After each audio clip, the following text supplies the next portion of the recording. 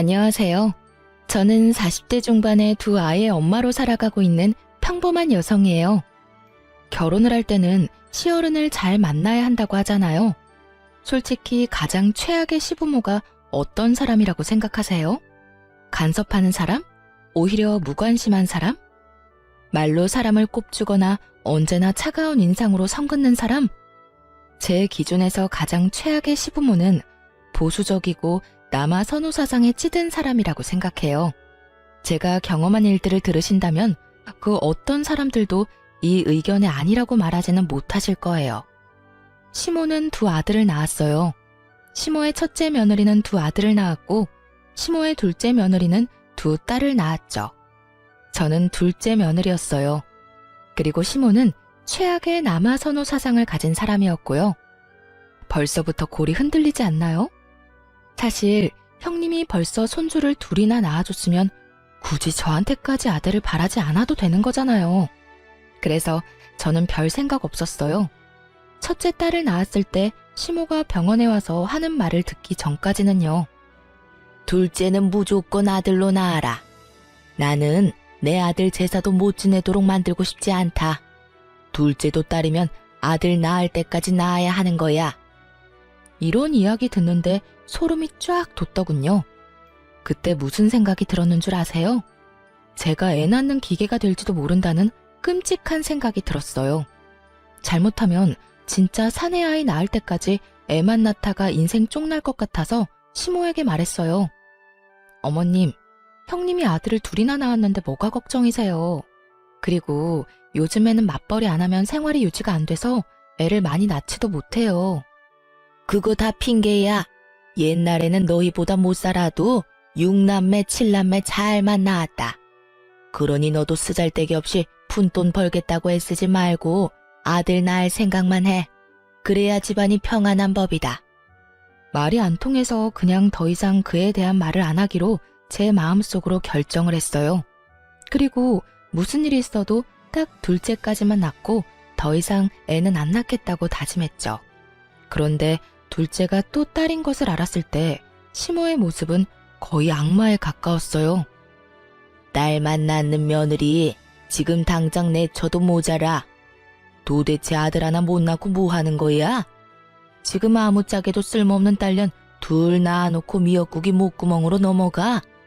너 앞으로 나한테 대접받을 생각하지도 말어. 아들도 못 낳는 며느리한테 잘해줄 생각 없으니까. 아니, 처음부터 대접받을 생각도 없었고 결혼했을 때부터 꾸준히 대접받은 적도 없었거든요. 근데 저런 말을 하니 저도 기분이 안 좋았죠. 친정에서 몸조리를 하고 집에 와서야 시모 말이 무슨 뜻인지를 깨닫게 됐죠.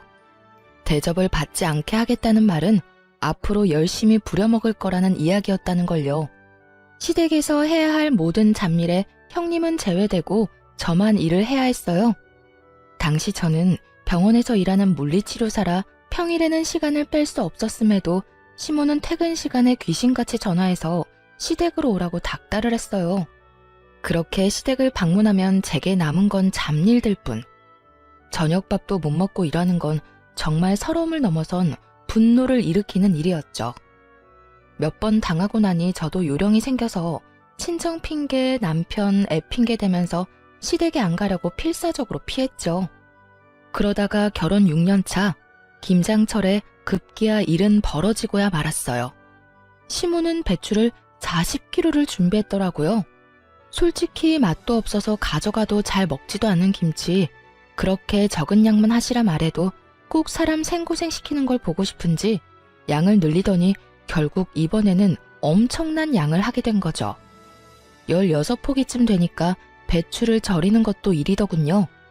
빨간 대야에 소금물을 받아넣고 배추를 절이고 그걸 베란다로 옮기려는데 글쎄 그 무거운 걸 들고 있는 상태에서 발을 삐끗해버린 거예요. 우당탕탕 들고 있던 절인 배추들은 떨어져 내렸지만 저는 거기에 신경 쓸 정신이 하나도 없었어요. 잘못 디딘 발목이 너무 아팠거든요.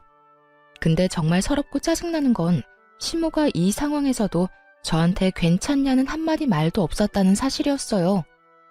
야, 배추를 바닥에 패대기 치면 어떡해?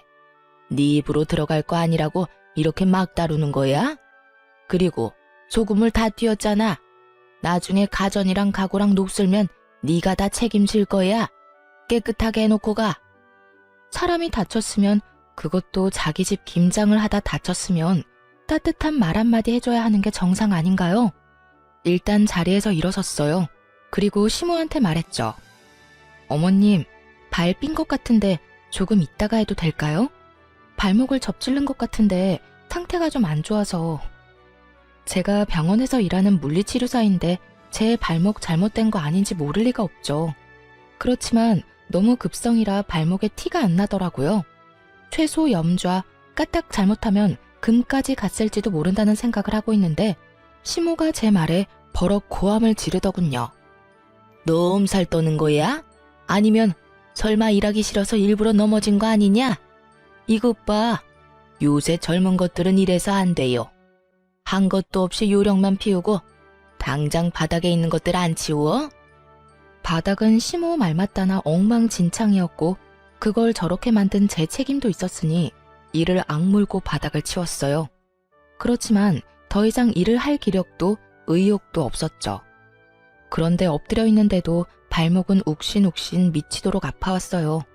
바닥을 걸레로 닦고 배추를 주워 담는 동안 무릎을 바닥에 대고 발목을 쫙 편 상태로 무릎으로 기어다니며 일을 한 터라 더 안 좋았어요. 장승처럼 서서 저를 내려다보며 제가 그걸 치울 때까지 손 하나 거들지 않는 시모를 무시하고 저는 그 자리에 털썩 앉아 바지를 걷어 올렸어요. 다치고 나서 30분은 넘게 지난 상황이었거든요. 상황이 생각보다 엄청 심각했어요.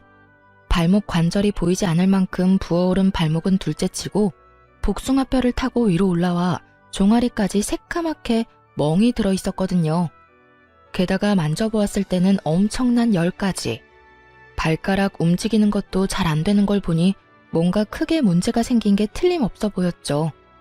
제 발목을 보고도 시모는 코웃음 치더군요. 발 삐었나 보네. 그 정도는 하루 쉬고 나면 가라앉으니까 오늘은 할 일 다 끝내놓고 가. 할 일이란 건 배추를 절이는 일일 거고 그건 아직 절반도 넘게 남아있었어요. 저는 시모 말을 무시하고 폰을 열었죠. 네, 제가 발목을 접질렀는데 지금 열도 나고 꼼짝도 못할 정도로 아파서요. 네, 도와줄 사람도 없고요. 오른쪽 발목이라 제가 직접 차를 몰 수도 없어서 구급차를 좀 보내줬으면 좋겠어요. 지금 열이 발목뿐만이 아니라 몸에도 나고 있어서. 제가 전화한 곳은 119 구급센터였어요. 저 스스로 차를 운전할 수도 없고 저를 데려다 줄 생각도 없는 시모를 두고 선택할 수 있는 방법은 많지 않았어요. 게다가 시댁은 도시 외곽에 있었기에 택시도 잘 다니지 않던 곳이었거든요. 야, 너 꾀병이면서 구급차까지 불렀어? 일하기 싫어서 이렇게까지 하는 거야? 젊은 것들이 식은머리가 없어서 지금 내놓은 건 다 하고 가야 할 거 아니야. 저한테 욕을 하던 말던 저는 주섬주섬 제 짐을 챙겼어요. 널브러진 배추들과 소금물이 담긴 커다란 고무통은 그대로 놔두고 말이죠. 구급차가 빠르게 시모집 현관문을 두드렸고 구급대원이 들어와서는 저를 부축했어요. 도와줄 사람이 없다고 해서 그런지 화를 내며 짜증을 내는 시모를 힐끗 쳐다보더라고요. 그래서 말해줬죠. 제 발목이 이 지경이 됐는데도 꾀병이라고 말하는 사람이에요. 이 다리로 배추를 다 절이고 가라니 말이 되는 소리예요? 구급대원도 진상과 엮이고 싶지는 않은지 시모를 모른 척하고는 구급차로 이동했어요. 다쳐서 구급차를 타고 병원을 가는데 마음이 한없이 편해지더라고요. 시모 면상 안 봐도 된다는 생각이에요. 그렇게 병원에 도착한 저를 기다리고 있던 건 의사의 무시무시한 소식이었죠. 발목 상태가 많이 안 좋아요. 다쳤을 때 바로 병원을 오셨으면 이렇게 뼈가 어긋나지는 않았을 텐데요. 다치고 발 많이 쓰셨어요? 네, 배추 절이다가 이렇게 됐는데 어머님이 바닥에 떨어진 거 당장 다 치우래서 엎드린 채로 좀 치웠어요. 그래서 그런 것 같아요. 아이고, 고생 많으셨겠네요. 어쨌든 지금 수술은 필요합니다. 열어서 고정시켜서 핀 박아야 해요. 제발 실금 정도만 갖기를 바랬는데 결국은 골절 진단에 고정술을 해야 한다는 말을 들으니 그제야 화가 막 치밀어 오르더라고요. 제 직업이 병원에서 일하는 물리치료사인데 지금 이 발목 때문에 그 일도 제대로 못하게 될지도 모르잖아요. 적어도 2달 병원 신세 지는 건 당연해 보이는 발목을 보며 제가 한숨을 푹푹 내쉬고 있는데 전화통에는 불이 나더군요. 야, 너 왜 안 와? 병원에서 사진 찍고 볼 거 다 봤으면 와서 김장해야 할 거 아냐? 배추라도 다 절이고 가야지. 일하다 중간에 내빼는 게 어딨어? 너 이런 식이면 나도 너 가만 안 둬. 딸밖에 못 낳은 년이 시댁에서 일도 안 해? 그럼 내가 뭐하러 너를 며느리로 받아들였겠니? 본부는 다 해야지. 아프다고 안 하고 힘들어서 못하고 그런 게 우리 집에서 통할 거라고 생각해? 수술을 해야 한다는 말을 하고 이성적으로 이야기를 풀어보려는 저도 순식간에 분노 게이지가 찰 만큼 선을 확 넘는 발언에 저도 빽 성질을 냈어요. 사람이 아파서 병원에 와 있는데 어떻게 그런 말씀을 할 수가 있어요?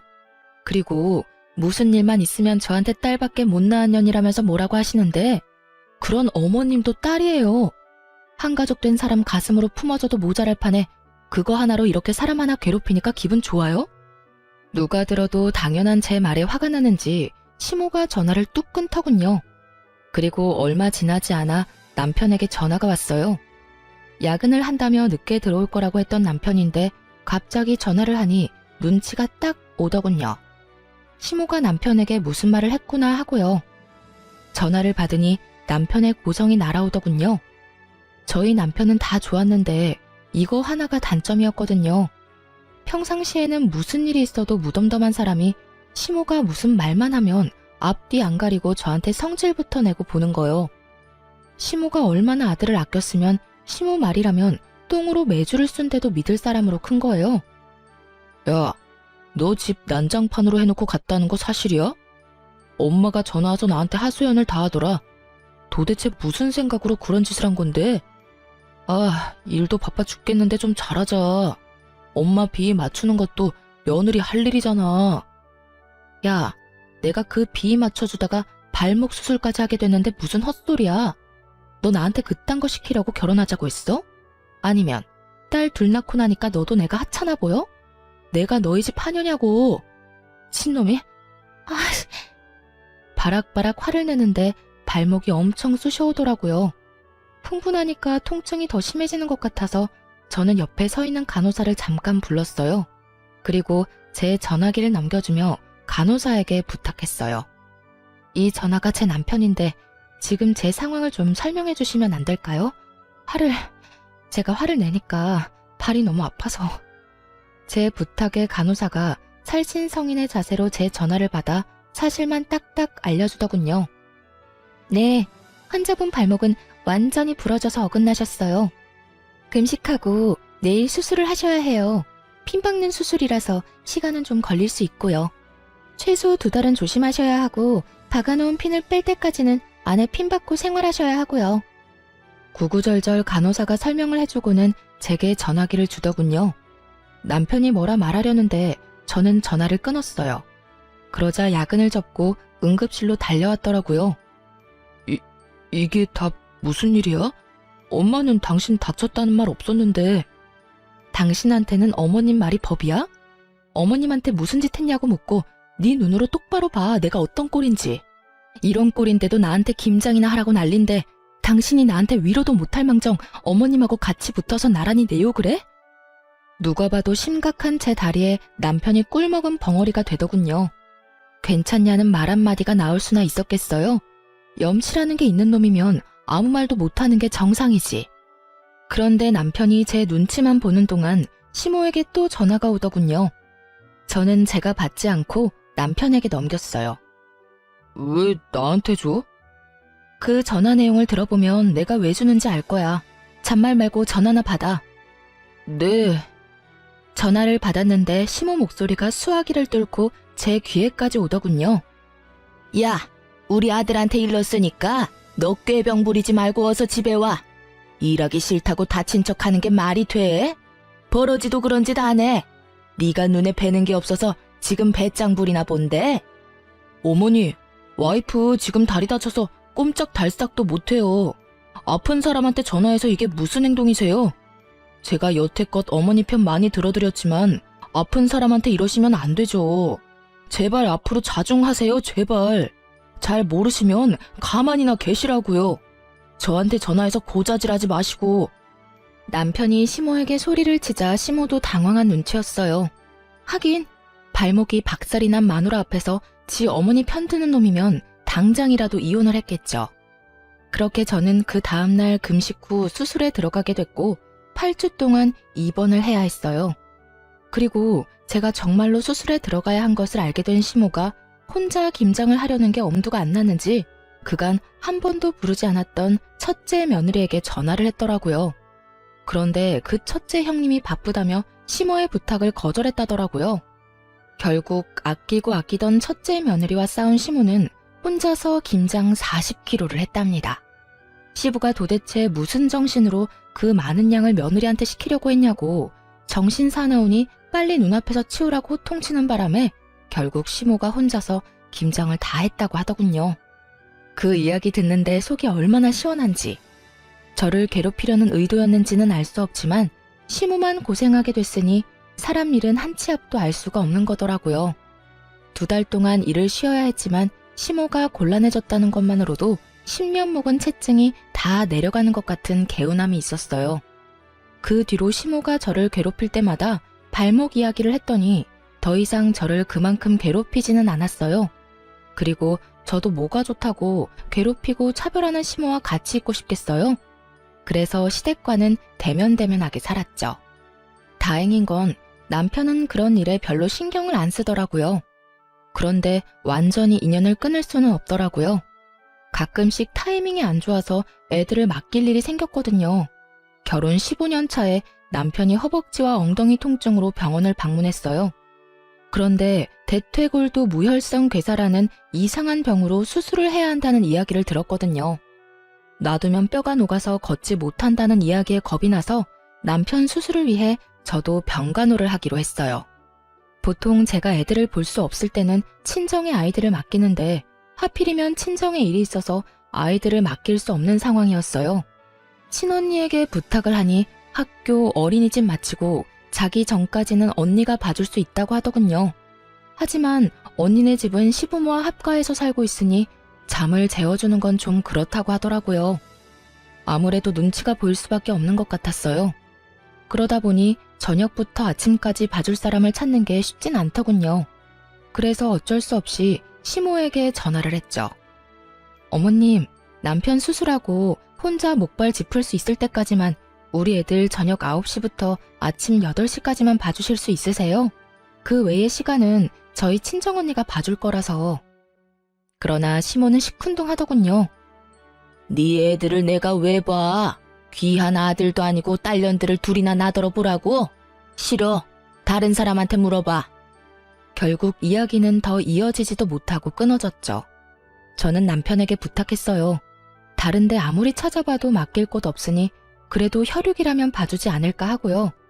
남편이 시모에게 전화해 부탁하자 그제야 어렵사리 봐주겠다고 하더군요. 걱정되는 마음에 남편에게 한마디 덧붙여 보냈어요. 그냥 애들 아침밥만 주고 저녁에 잠만 재워주면 된다고요. 다른 거 다 제 언니가 해줄 거라고. 그렇게 일주일 동안 애들이 시모와 제 언니 집을 왔다 갔다 하며 생활하게 됐어요. 걱정이 안 되는 건 아니었지만 언니가 애들을 잘 봐줄 거라고 생각하고 저도 남편 병간호를 했어요. 그런데 애들을 시모와 언니에게 맡긴 지 4일째 되는 날 친정언니가 전화를 했어요. 김서방 간병하느라 바쁘지? 다른 게 아니라 내가 이런 말 하기는 좀 조심스럽기는 한데 아무리 생각해도 아닌 것 같아서 연락했어. 조심스럽게 말하는 언니 때문에 저도 덩달아 조심스럽게 물었죠. 무슨 일 때문에 그래? 애들 때문에 많이 힘들어? 아님 혹시 무슨 일이라도 생겼어? 애들을 못 봐준다는 말을 할까봐 전전긍긍하는 제게 언니가 던진 말은 충격에 가까운 고발이었어요. 너희 애들 지금 4일째 아침밥도 못 먹었대. 게다가 저녁에도 할머니가 청소며 빨래며 온통 일만 시키느라 숙제도 못하고 올 때마다 애들이 걸신 들린 것처럼 먹어. 너희 시어머니 문제 있는 거 아니야? 뭐? 아침밥을 안 먹었다고? 꼴랑 11, 7살밖에 되지 않는 아이들이었어요. 영양을 충분히 섭취해야 할 시기에 아침밥을 안 먹였다는 이야기에 충격을 받은 제가 되물었죠. 그래, 애들이 저녁마다 너네 시댁에 가기 싫어서 울음바다야. 어린애들한테 자기가 어지럽힌 거 치우게 하는 것까지는 나도 이해해. 하지만 애들한테 할 말 못할 말까지 다 하는 건 좀 아니지 않니? 첫째는 이제 말도 다 알아듣고 분위기도 다 읽을 줄 아는데 들어보니까 거기 맡겨서 될 일이 아니야. 아니, 애한테 너는 딸이라서 쓸모없다는 말을 왜 하신 거야? 그러면서 너희 엄마가 너희 버리고 갈 거라는 말도 안 되는 말까지 하지 않나? 진짜 문제 있는 거 아니니? 그 이야기를 듣는데 속 안에서 천불이 나는 기분이 들었어요.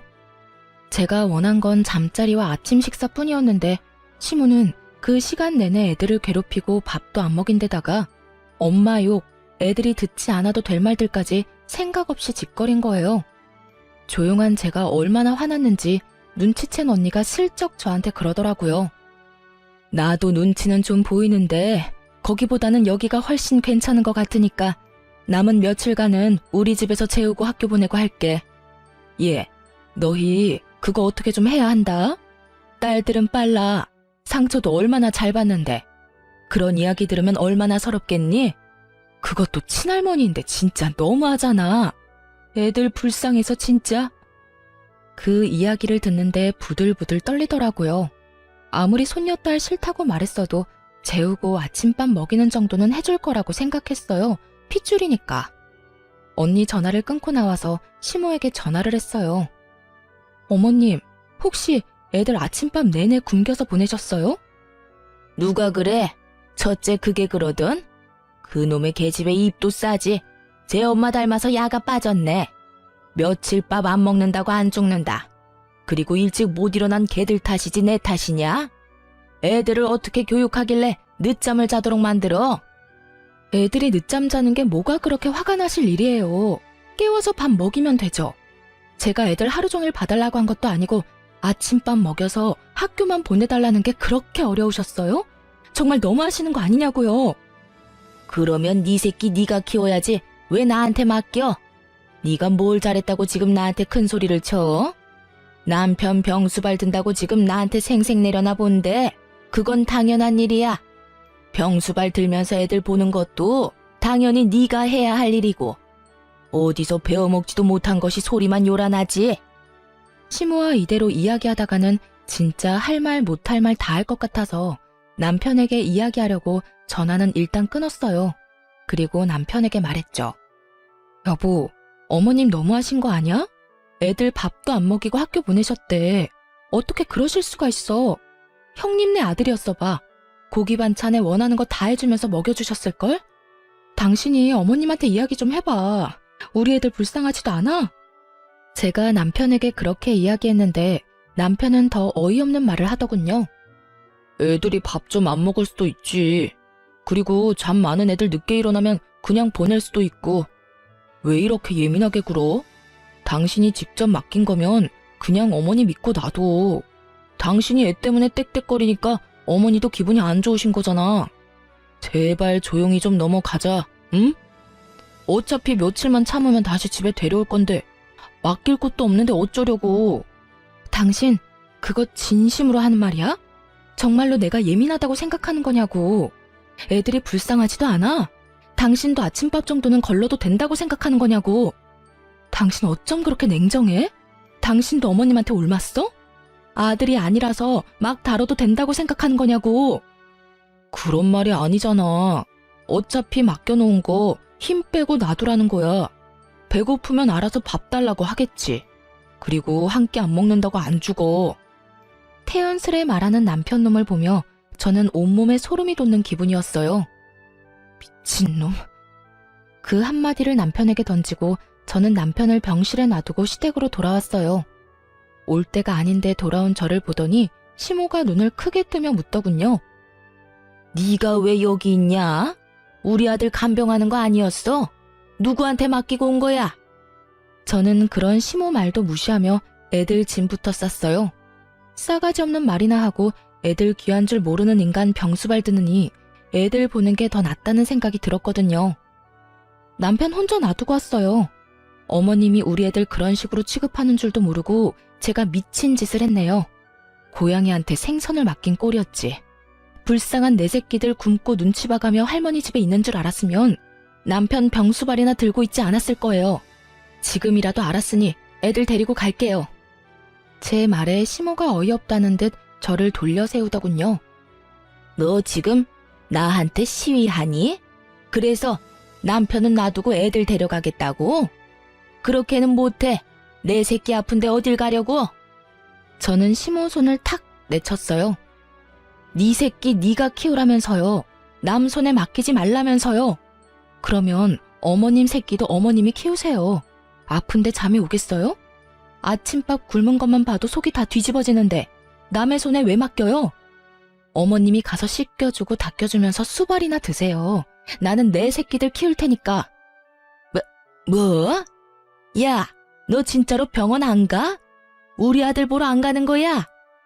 시모는 제 뒤를 쫓아나오면서 자꾸만 저를 붙잡으려고 하더군요. 확 뒤돌아선 제가 시모에게 경고했어요. 안 가요. 내 새끼들 배 곱는 거보다는 안 힘드니까 오늘부터는 어머님이 아들 병간호하세요. 그렇게 애들 데리고 집에 돌아온 저는 미안하고 서러운 마음에 애들 붙잡고 눈물만 흘렸어요. 울지 말아야지 하는데도 미안한 마음만 들잖아요. 도리어 애들이 저에게 울지 말라며 엄마 잘못 아니라고 말해주는데 이것들을 두고 제가 망할 남편놈 병간호나 하고 있었다는 사실이 참을 수 없이 기분이 더러워졌어요. 그런데 저녁까지 제가 돌아오지 않으니 남편놈한테 전화가 왔더군요. 당신 뭐 하는데 오지를 않아? 미쳤어? 환자 놔두고 뭐 하자는 건데? 내가 아까 이야기했지. 나 도저히 어머님한테 애들 못 맡기겠으니까 내가 직접 애들 볼게. 당신 병간호는 어머님이 해주실 거야. 네 새끼 네가 키우라는데 그럼 내가 키워야지 누가 키워? 당신은 어머님 자식이잖아. 그러니까 어머님한테 병간호 받아. 난 안 갈 거니까. 당신 정신 나갔어? 어머니하고 그런 걸로 싸우자면 어쩌자는 건데. 어머님이 애들 굶겼다고 일주일 내내 굶기는 게 할머니가 손녀들한테 할 짓이야? 어머님도 나쁘지만 당신도 나빠. 애들이 굶는다는데 뭐? 너 같은 걸 남편이라고 데리고 산 내가 병신이지. 자식들 밥 굶기고 할머니한테 눈치 보게 만들면서까지 너하고 살고 싶은 생각 없어. 세상 천지에 배 터지게 먹여주는 할머니는 봤어도 애들 밥 안 주는 할머니는 처음 봐. 게다가 애들한테 무슨 말 했는지 알고는 있어? 애들한테 너희가 딸이라서 쓸모가 없단다. 너희가 딸이라서 너희 엄마가 너희 버리고 간단다. 이런 말을 했다는 것도 믿기지를 않아. 내가 왜 이런 소리 내 자식들한테 듣도록 만들어야 하냐고. 대답 좀 해봐, 이 나쁜 놈아. 뭐? 어머니가 애들한테 그런 소리를 했다고? 당신이 잘못 들었겠지. 손녀들한테 그런 소리를 했을 리가 없잖아. 물어봐, 직접. 시모가 남편 옆에 있었는지 남편이 시모에게 따지듯 묻는 소리가 들렸어요. 그랬더니 시모가 당당하게 답하더군요. 왜 그걸 나한테 따지니? 네 마누라가 딸만 낳은 게 내 탓이야? 그럼 아들을 낳았으면 될 거 아니냐? 그런 말 좀 했기로써니 뭐가 그렇게 잘못된 일이야? 나 어릴 적에는 그것보다 더한 말도 듣고 자랐어. 너 없어도 우리 집 잘만 돌아가. 첫째 며느리가 다 잘해줄 거다. 그러니 나갔으면 그냥 그대로 애새끼들 데리고 나가. 다시 이 집에 돌아올 생각 말고. 얼굴 안 보니까 속이 시원하네. 저는 시모 말에 코웃음 쳤어요. 김장하러 오라고 부탁한 것도 거절당했다면서 잘하기는. 착각은 자유지. 그리고 우리 이혼하자. 난 이런 집안에서 못 살아. 여보, 잠깐만. 남편이 뭐라 말하던지 말던지 전화 끊고 이혼 소송 시작했어요. 그런데 며칠 아들 자식 간병일 해보더니 힘들었는지 시모가 전화와서는 저더러 어이없는 말을 하더군요. 이혼 기간 중에도 네가 우리 아들 안 사람이고 내 며느리다. 그러니 네 남편 병간호하러 들어와. 어디 며느리가 시어머니한테 일을 다 맡겨놔? 이혼하기 전까지는 네가 이 일 다 해야 하는 거야. 갑자기 전화와서 무슨 말도 안 되는 소리 하세요. 남남 되려고 이혼 소송하는 중이잖아요. 그리고 전 제 새끼 키우느라 바쁘니까 어머님은 어머님 아들 잘 키우세요. 저번에 저한테 그렇게 말씀하셨죠? 자기가 꺼낸 말 정도는 지켜주시죠. 전화해놓고 본전도 못 찾은 시모는 씩씩거리며 저한테 따지더라고요. 너 정말 이렇게까지 해야겠어? 네 딸들한테 고작 그딴 말 했다고 나한테 이러는 거면 너 실수하는 거야. 시어머니가 딸보다 아들 더 원할 수도 있지. 어디서 속 좁게 이런 식으로 사람을 골탕 먹이려고 들어? 그러니까요. 앞으로도 평생 그렇게 사실 거죠? 그러니까 이혼하는 거라고요. 저는 그런 곳에서 내 새끼 키우면서 못 살아요. 억만금을 줘도 그런 곳에서 살고 싶지 않은데 볼 것도 없는 집안 뭐하러 듣기 싫은 소리 들어가며 살아요? 이참에 우리 헤어지고 각자 갈 길 가요. 이런 식으로 연락하지도 마시고요. 그리고 저번에 저한테 뭐라고 하셨죠? 첫째 며느리가 잘해줄 거라고 하셨죠? 그러니까 저한테 전화하지 말고 손자들 둘이나 낳아준 첫째 며느리한테 전화하세요. 시모는 여전히 당당하더군요. 그래도 자기 힘드니까 금방 연락 오는 거 보세요. 아주 저를 식모처럼 생각하고 있는 게 눈에 다 보이더라고요. 언제는 첫째 며느리가 다 해줄 것처럼 자신만만하더니 이제 와서 꼬리 말고 저를 찾는 꼴이 너무 웃겼어요. 그렇게 이혼은 저에게 좀 더 유리하게 해결됐어요. 저희가 살던 신혼집도 처음부터 공동 명의의 반반 부담한 거라 그대로 나눴고 친권, 양육권, 위자료 싹 다 제가 가져왔어요. 저는 받은 돈과 은행에서 대출한 금액으로 딸아이 둘과 같이 살 집을 샀어요. 그런데 이미 이혼도 다 된 마당에 형님에게서 전화가 왔어요. 결혼 기간 동안 얄미운 사람이기도 했고 항상 저한테 일 시키고 본인은 몰래 빠져나가던 사람이라 좋게 볼 수는 없는 사람이었어요. 동서, 잘 지내? 아휴, 나 동서네가 이혼하고 나서부터 어머님한테 끌려다니느라 힘들어 죽겠어. 이혼하니까 많이 편하지? 어쩐 일로 전화하셨어요? 동서는 도련님이랑 다시 잘해볼 생각은 아예 없어? 이제 막 이혼한 사람에게 이런 걸 물어보는 형님에게서 뭔가 머뭇거리는 느낌이 들었어요. 왜 그런 걸 물어보세요? 이혼한 동서한테 이런 말 꺼내기도 민망하긴 한데 아버님이 얼마 전에 쓰러지셨거든. 그래서 어머님이 나한테 합가해서 아버님 수발을 같이 들자고 하는 거야. 근데 동서도 잘 알잖아. 나는 그런 일 여태 해본 적도 없고 바쁘기도 많이 바빠서. 인간이 이렇게 비양심적이어도 되나요? 어떻게 이혼한 동서에게 시부 수발을 들기 위해 이혼을 다시 생각해보라는 말을 할 수가 있는지 이해가 전혀 안 갔어요. 죄송한데 저는 생각 없어요. 싫어서 이혼한 거고 이혼 서류에 잉크도 아직 덜 말랐어요. 그리고 무엇보다 그 집안 저는 두 번 다시 가고 싶지 않아요. 형님은 아들을 둘이나 낳아서 여태껏 시어머니 등살에서 잘 피해 다니셨죠? 저는 그 잔소리, 악담 모두 맨몸으로 다 받았어요. 그쪽으로는 머리도 두고 싶지 않은 게 제 마음이에요. 시아버지 그렇게 되신 건 안타깝지만 그건 이제 가족들이 상의해야 할 문제지 생판 남인 저한테 이야기해서 될 건 아니라고 생각해요. 차갑고 냉정하게 딱 잘라 말하고 나니 형님도 당황했는지 급하게 전화를 끊었어요. 그리고 나중에야 그 집안 소식을 들을 수 있었어요. 정말 웃겼던 게 그렇게 믿고 의지하려던 첫째 며느리는 시모 요구에 거절한 것도 모자라 아주버님을 들들 볶았던 모양이에요. 아주버님이 시모를 찾아와서는 시모에게 미쳤냐고 진짜 노망난 거 아니냐고 악담을 퍼부었답니다. 동생처럼 자기도 호래비 만들 작정이냐며 합가에서 마누라랑 헤어지면 어머니가 책임질 거냐고 이럴 거면 인연 끊고 지내자면서 아주 집안을 풍비박산으로 만들어 놓고 가셨다더군요. 그 와중에 전 남편은 시모 간병을 받아 무사히 퇴원했으면서 집에 오자마자 짐 다 챙겨서 아픈 시부와 시모 놔두고 그대로 집을 나갔다고 하더라고요. 입이 불어터져라 아들 사랑, 손주 사랑을 외치던 시모였건만 시모를 위해 시부를 함께 수발 들어줄 사람은 없던 모양이에요. 결국 시모는 두 아들과도 연이 끊기고 며느리에게도 대차게 까여서 혼자 시부 수발을 들었다고 하더군요. 제가 들은 소식은 딱 거기까지였어요. 솔직히 여기까지 듣고도 정말 고소하더군요. 저 내치고 잘 살 것처럼 기세등등하더니 결국 보세요. 완전 버림받고 혼자 남겨졌잖아요. 그러니 사람이 마음을 곱게 써야 하는 법이에요. 그렇게 저는 그 사람들을 잊고 제 일에 집중하게 됐어요. 아이들을 보기 위해 시간 조율이 좋았던 요양병원에 취직하게 됐죠. 시내와 가깝지는 않았지만 규모가 있는 요양병원이다 보니 멀리서도 찾아오는 분들도 많았던 곳이었어요.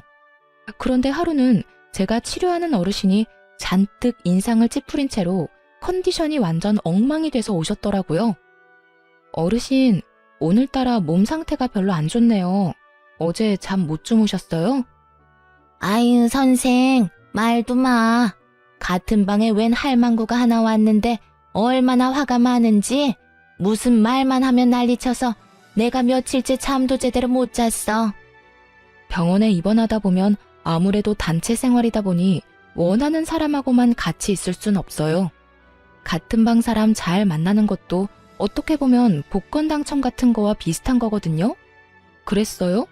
물리치료는 안 받는 분인가 보네요. 근데 뭐 때문에 그렇게 화를 내요? 혹시 치매? 아니야. 내가 가만히 지켜보니까 다 할망구가 잘못했더만. 이 할망구가 들어온 그날부터 하루에 10번도 넘게 아들들 며느리한테 전화를 하는 거요. 전화에서는 너희가 어떻게 이럴 수 있냐? 나를 여기다 버리고 너희끼리 잘 살 것 같냐? 난리더라고. 그래서 내가 넌지시 물어봤지. 근데 그 할망구 하는 말이 아들놈들 뼈 빠지게 키워놨더니 다 소용없다고. 자기가 남편 수발 드는데 아무도 안 도와줘서 이렇게 병을 얻었는데 다들 나 몰라라 한다고 말이지. 엄마를 애물단지 취급하면서 연락도 먼저 안 하고 연락하면 그렇게 귀찮은 티를 낸다면서 고함을 지르더라고. 어머나, 그랬어요? 제가 보기에는 어르신 따님들이 자주 면회 오시니까 그것 때문에 더 비교돼서 그런 것 같은데요. 내가 봐도 그래 보였어. 우리 딸들이 워낙 싹싹하잖아. 와서 나눠 먹자며 과일도 주고 음료수도 주고 하는 모습을 보더니 나한테 악담을 하더라고. 딸만 낳았냐며. 아들이 없어서 어떡하냐고 빈정대는데 열받아서 나도 한마디 했지. 딸 있는 나는 매일같이 면회하는데 아들 낳은 그 짝은 여태껏 아들 코빼기도 안 보이냐고. 그랬더니 그 뒤로 아주 아들 욕을 있는 대로 하더라고. 그러더니 어제 할망구 아들이 왔대. 둘째라던데 이혼한 지 1년 반쯤 됐다던가? 뭐 난 잘 모르겠는데 어쨌든 둘째 아들이 왔는데 그 할망구가 아들한테 악다구니를 썼어. 왜 여기 처박아 놓고 들여다보지도 않냐고 말이야. 그랬더니 아들놈 하는 말이 기가 막히더만. 엄마가 마음을 곱게 썼으면 며느리들이 왔을 거라고. 자기 이혼한 건 엄마 책임이 크다면서 그 사람 많은 데서 늙은 엄마를 핍박하는데 살벌하더만. 내가 봤을 때는 그 할망구도 잘못했는데 아들놈도 싹퉁머리가 없는 게 영. 어르신에게 이야기를 들을수록 뭔가 모르게 묘하게 익숙한 느낌이었어요. 그래서 그분이랑 싸우느라 잠을 못 주무신 거예요? 아니, 그 할망구가 여기 오고 나서부터 약간 치매기가 왔거든. 그놈의 핸드폰만 붙들고 내내 전화를 하니까 어제 아들이 왔는데 그런 소리를 하고 갔으니 이 할망구도 정신을 놔버렸는지 어쩌녁 내내 불도 안 들어오는 전화통 붙들고 아들 이름인지 뭔지 누구야 누구야 불러대면서 온 방의 사람들 잠도 못 자도록 하고. 아휴, 밤에 잠도 안 자, 낮에도 안 자. 기운은 어찌나 좋은지 목소리만 커서. 내가 그래서 잠을 못 잤어. 오늘도 내가 걱정이야. 그 할망구 잠 안 자고 또 고함 지를까봐. 며칠 만에 헬쑥해진 어르신을 보니 궁금증이 치솟더군요. 그래서 시모 이름을 검색해봤어요. 제 어르신 방에 얼마 전에 들어온 사람 이름이 시모 이름과 같더라고요. 그리고 주소도 시댁 주소가 맞았고요. 보호자 이름도 전 남편 이름인 거 확인했어요. 우연도 이런 우연이 없었어요. 그 많은 요양원 노인병원 중에 제가 있는 곳으로 오다니. 그렇게 잘 살 것처럼 굴더니 결국은 두 아들 모두에게 버림받고 홀로 노인병원에서 면회도 없이 있는 거 보니 자식을 시모처럼 키우면 안 되겠다 하는 생각이 들었죠. 시모가 손녀들한테는 못되게 굴었어도 아들, 손자들한테는 잘했거든요. 그런데도 보세요. 결국 아픈 시모 병실에 면회 오는 사람이라고는 아무도 없다는 거죠. 저도 병원에 있으면서 보는 게 있잖아요. 마음씨 곱고 자식 자식들, 며느리들한테 따뜻하게 대해주신 어른들은 자식, 며느리 할 것 없이 자주 와요. 받은 만큼 돌려주고 싶은 게 사람의 마음이거든요. 그런 어른들은 복 받았다고 말하기도 하는데 사실 자신이 한 만큼 돌아온 거죠. 말년이 쓸쓸한 게 왜 보기 힘든 거냐면 그 쓸쓸함 속에 내가 걸어온 길이 있기 때문이라고 제가 모시는 어르신 한 분이 그러더군요. 그쯤 되면 다들 그렇게 인생에 통달하시곤 해요. 그러니 시모의 이런 상황이 제게는 참 착잡했어요. 저를 괴롭히고 제 어린 두 딸을 괴롭혔으니 이런 꼴 당해도 싸다고 말하고 싶지만 그렇게 애지중지하던 아들과 손주들에게까지 손절당한 거 보면 왜 그렇게 사셨나 싶기도 하고요. 자기 인생 남이 살아주는 거 아니니 더 열심히 남들과 좋은 인연 맺고 살아야 하는데 왜 저한테 그렇게 못되게 굴었는지 사실 지금도 이해는 안 가요. 솔직히 이해하고 싶은 마음도 없고요. 그저 자기가 살아온 대로 받고 있구나 싶은 생각이 들었어요. 시모에게 측은한 마음을 갖기엔 제가 당한 게 너무 많아서 그런 마음이 들지도 않더라고요. 그저 제 자식들은 시모가 키운 자식들처럼 키우지는 말자고 다짐했어요. 그 뒤로도 시모와 모르는 사람인 척 지내고 싶었는데 전 남편이 입원비 문의하러 병원 왔다가 1층 원무과에 들른 저와 마주치게 됐어요. 전 남편이 결혼했을 때도 보여주지 않던 아주 살가운 표정으로 제게 말을 걸더군요. 당신 여기서 일하고 있었어? 잘 됐네. 우리 어머니 여기서 치료받고 계시거든. 당신이 있으니까 그래도 마음이 든든하네. 이혼했더라도 애들 할머니잖아. 문제 안 생기도록 당신이 잘 챙겨줘. 끝까지 이기적인 인간이더군요. 그리고 웃겼어요. 이혼한 전 와이프한테 어머니를 부탁한다니. 염치가 없어도 이렇게 없을 수가. 예전이나 지금이나 양심 없는 건 똑같네? 내가 왜 당신 어머니한테 차별 대우해줘야 해? 물리치료 받지도 않고 나랑 접점 하나 없는 사람이거든? 내가 왜 그렇게 해줘야 하는지 이해가 안 가네. 잘 챙기고 싶으면 당신이 챙겨. 당신 어머니잖아. 이혼한 마누라한테 그런 거 부탁하고 싶어? 얼굴이 얼마나 두꺼우면 그런 걸 부탁해? 그리고 나 만나는 사람 있거든? 함부로 오해받고 싶지 않으니까 당신도 당신 가족들도 처신 잘해줘. 이딴 식으로 악연을 인연인 것처럼 만들지 말라고. 만나는 사람이 없었지만 거짓말했어요. 이 인간이 병원에 소문이라도 퍼뜨릴까봐 걱정도 됐으니까요. 뭐 여차하면 퇴사하고 다른 직장 찾아도 되는 거긴 했는데 그건 귀찮고 손도 많이 가는 데다가 결정적으로 제가 피해야 하는 게 너무 싫었거든요. 피하려면 지들이 피해야지 제가 왜 피하나요? 괴롭힌 인간들은 그쪽이고 저는 괴롭힘 당한 사람인데 제가 이악 물고 말했더니 전 남편도 가볍게 이야기할 만한 상황이 아니라는 걸 깨달았는지 아니면 자존심이 상했는지 며칠 뒤에 퇴원을 하고 나갔더군요. 무슨 이유에서였든 더 이상 엮이지 않게 돼서 저로서는 한시름 놓는 상황이 되긴 했어요. 그리고 여담이지만 딸애들은 제가 이혼한 그날부터 아빠를 찾지 않더라고요. 남편이 그리 좋은 아빠가 아니라는 것도 애들 반응을 보며 알았죠. 만약 애들한테 잘해줬다면 애들이 아빠와 헤어지는 걸 무덤덤하게 받아들이지는 않았을 테니까요.